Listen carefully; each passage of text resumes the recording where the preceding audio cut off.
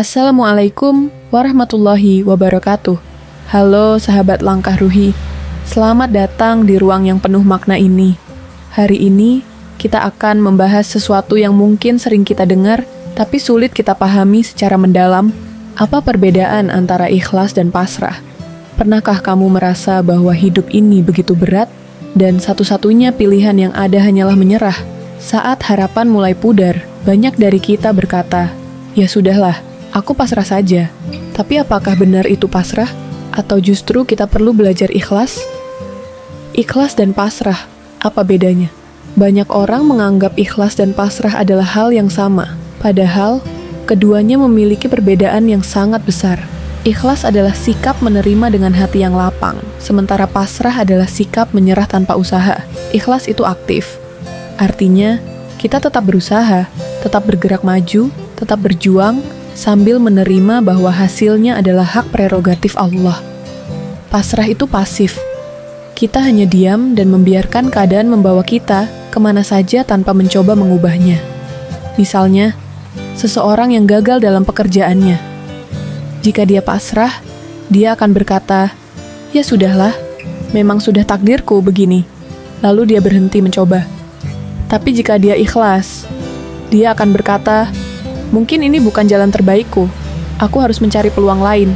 Dia tetap bangkit, belajar dari kesalahan, dan mencoba lagi. Lalu bagaimana kita tahu kalau kita sudah benar-benar ikhlas? Ini beberapa tandanya. Tidak menyalahkan diri sendiri atau orang lain. Ikhlas membuat kita sadar bahwa segalanya terjadi atas izin Allah dan pasti ada hikmahnya. Tetap melakukan yang terbaik. Orang yang ikhlas tidak berhenti berusaha meskipun hatinya sedang diuji, tidak terjebak dalam dendam atau penyesalan. Mereka yang benar-benar ikhlas akan belajar melepas tanpa rasa sakit yang berkepanjangan. Sebaliknya, pasrah membuat kita stagnan, menyimpan kekecewaan dalam hati, dan seringkali malah menyalahkan keadaan. Bagaimana belajar ikhlas?